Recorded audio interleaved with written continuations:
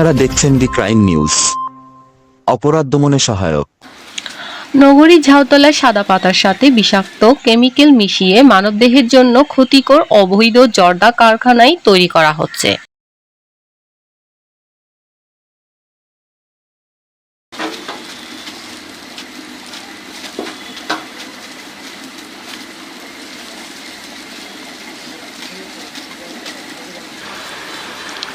জর্দার কারখানায় গিয়ে দেখা যায় কোনো ধরনের নিয়ম নীতি তোয়াক্কা না করে গড়ে তোলা হয়েছে এই কারখানা। স্কুলের পাশেই রয়েছে কারখানার গোডাউন। সৌদিয়া জর্দার মালিক মোহাম্মদ আশরাফ সরকারি বিভিন্ন সংস্থার অসাধু কর্মকর্তাদের মুসাহারা দিয়ে এই কারখানা চালাচ্ছে বলে স্থানীয়দের অভিযোগ। তবে কারখানার মালিক ক্যামেরার সামনে কথা বলতে অনীহা প্রকাশ করেন। তবে গোপনে ধারণ করা ভিডিওতে স্বীকার করেন ভেজাল ও বিষাক্ত কেমিক্যাল দিয়ে এসব জর্দা তৈরি করা হয়। এটা প্রয়োজন পড়ে না, এটা ক্ষতিই তো জিনিস, এটা তো আপনার ক্ষতি। পরিবেশে ছাড়বো তো আমার কাছে নাই, তামাকের জন্য কোনো কাগজ নেই। কেমিক্যালের মধ্যে আপনার আছে আপনার গ্লিসারিন, প্যারাফিন, স্যাকারিন, তামাক। জর্দার ফ্যাক্টরিটা আমাদের এলাকার মধ্যে খুব ক্ষতিকর। জর্দাতে এমনিতেই ক্ষতিকর, ক্যান্সার হয় জর্দায়। এখন সে জায়গার মধ্যে জর্দার ফ্যাক্টরি আমাদের এলাকার ভিতরে দিছে, মানে বাড়ির ভিতরে। এখন বাচ্চাদের ক্ষতি হচ্ছে, আশেপাশে স্কুল আছে, বাচ্চাদের ক্ষতি হচ্ছে, এলাকার সবার ক্ষতি হচ্ছে। বাচ্চারা যাইতে কাশি দেয়, ওটার গন্ধ মারাত্মক গন্ধ। জর্দার ফ্যাক্টরিটা এখান থেকে যাতে তাড়াতাড়ি অপসারণ করা হয়, এটা আমাদের দাবি, এলাকার সবার দাবি।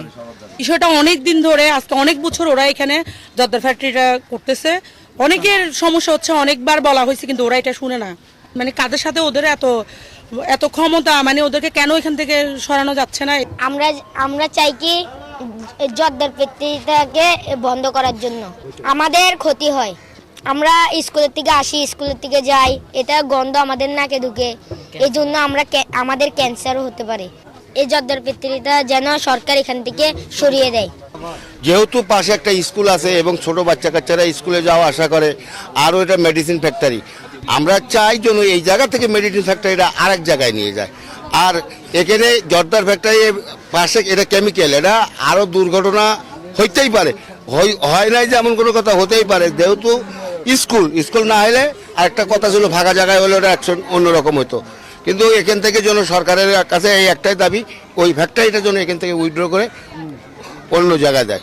এটা তো মনে হয় ওরা কোনো তদবির তাগিদা করেই রাখছে, নইলে কেন আবাসিক এলাকায় ফ্যাক্টরিটা থাকবে? ফ্যাক্টরি এটা তো, হ্যাঁ, এই যে দেওয়ালটা দেখছেন না, এই দেওয়ালটার পিছিয়ে হলো ফ্যাক্টরি। তো এই দেওয়ালের পিছনে এখানে সোসাইটি এলাকা কেমন করে জর্দার ফ্যাক্টরি থাকতে পারে? অবশ্যই এর ভিতরে লম্বা কোনো হাত আছে, কোনো লোক এদেরকে সহযোগিতা করছে না। বাচ্চা কাচ্চা নিয়ে তো সবই পরিবার আছে, খালি আমি না, এই এলাকার পরিবার বলতে সবাইকেই ক্ষতি হয়। আমরাও চাই না যে এই ক্ষতিটা আমার কারণ আমি ভোগ করি কিংবা আরেকজন ভোগ করুক।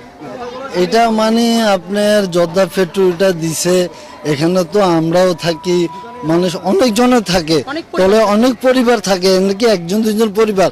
তো আমরা যে এখান দিয়ে হাঁটা চলা করি, যে ভাত খাই, সব কিছু করি, তো এটার মানে কি কোনো ব্যাপার পাই না। যদি এটা বন্ধ করতে যাই, তাহলে আওয়ামী লীগের পোলা বাইনেরা এখানে আসি খালি গ্যাদারিং করার জন্য।